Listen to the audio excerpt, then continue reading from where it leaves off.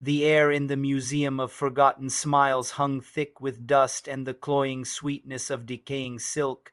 Elara's flashlight beam cut through the gloom, illuminating rows of glass cases. Inside weren't toys, but figures woven from shadow, porcelain, and something disturbingly elsewhere.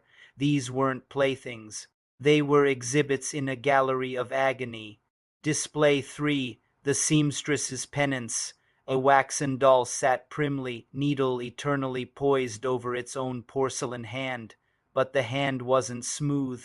Thin red lines, like cracks filled with rubies, crisscrossed the surface. Elara leaned closer. The lines weren't painted. They were seams, tiny, perfect stitches held the hand together, pulling the skin taut over shattered bone beneath.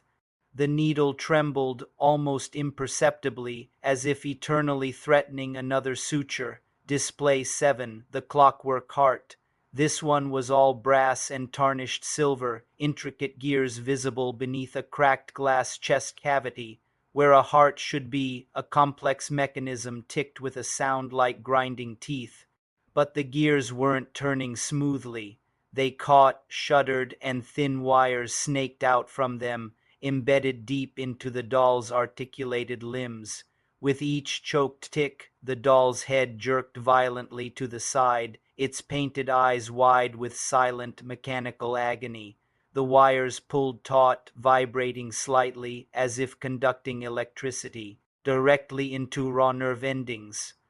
Display 12, The Weighted Soul. Suspended by nearly invisible wires was a doll carved from dark, heavy wood.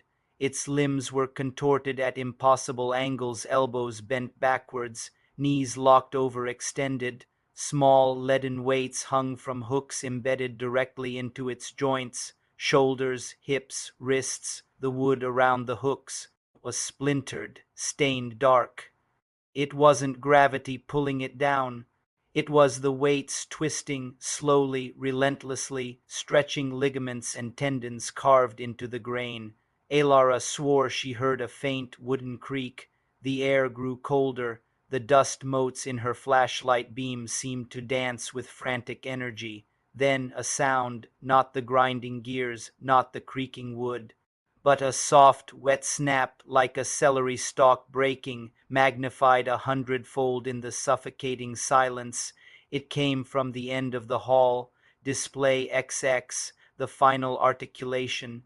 This case was larger, dimly lit. Inside lay a figure that blurred the line between doll and something recently alive. Its skin had the pallor of old wax, stretched tight over a frame that seemed both too rigid and grotesquely flexible. Wires, thicker and crueler than before, pierced its limbs, not just connecting joints, but replacing them. One arm was bent behind its back at a sickening angle, secured by a complex lattice of brass clamps.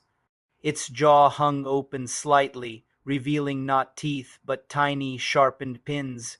As Elara watched, frozen in horror, the figure's remaining eye a glass bead slick with something oily rolled towards her. The wires hummed with a series of wet, popping sounds, like knuckles forced from sockets. The clamped arm twisted further. The waxen skin tore silently at the shoulder, revealing not bone, but dark, polished wood beneath, already splintering under the strain. A low, guttural moan, impossibly deep for its size, vibrated through the glass, fogging it momentarily. Elara stumbled back. Her flashlight beam skittered across the other cases. The seamstress's needle plunged down, stitching a fresh, crimson seam across its porcelain cheek. The clockwork heart spasmed, gears shrieking, wires pulling its limbs into a rigid, convulsing arch.